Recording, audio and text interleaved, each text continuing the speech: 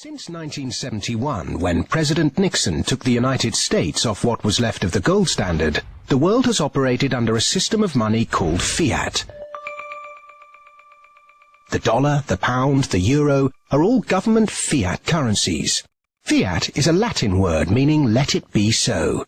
It is the law that this government currency be money. Indeed, without that legal enforcement, and the fact that we must pay taxes in this money, that dollar bill or that computer digit that represents a dollar would be pretty much meaningless. Only the government has the power to issue fiat money, but banks can create it through lending.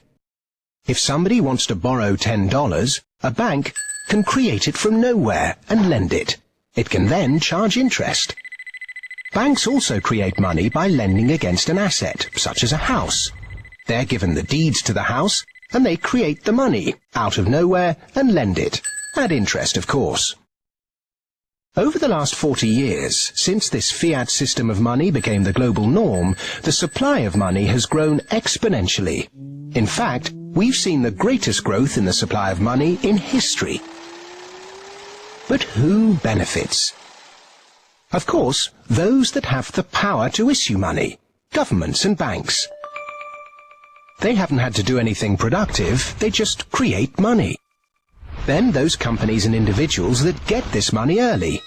They can spend it before the prices of the things they want to buy have risen to reflect the new money in circulation. In other words, they get services, products, assets cheap.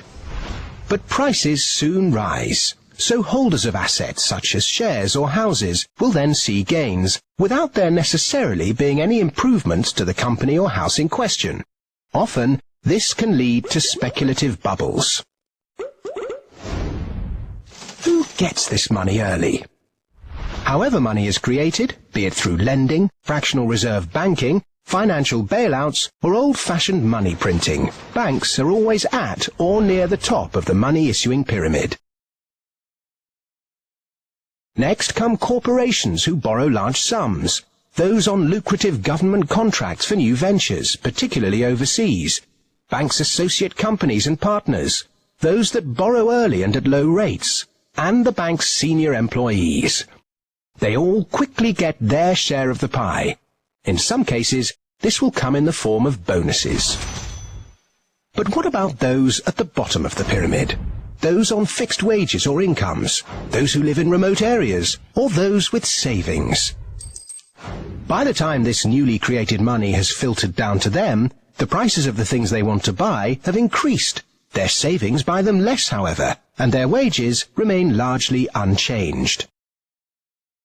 In some cases, they have to take on debt just to be able to afford the things they were previously able to buy, which means they have to go back to the banks.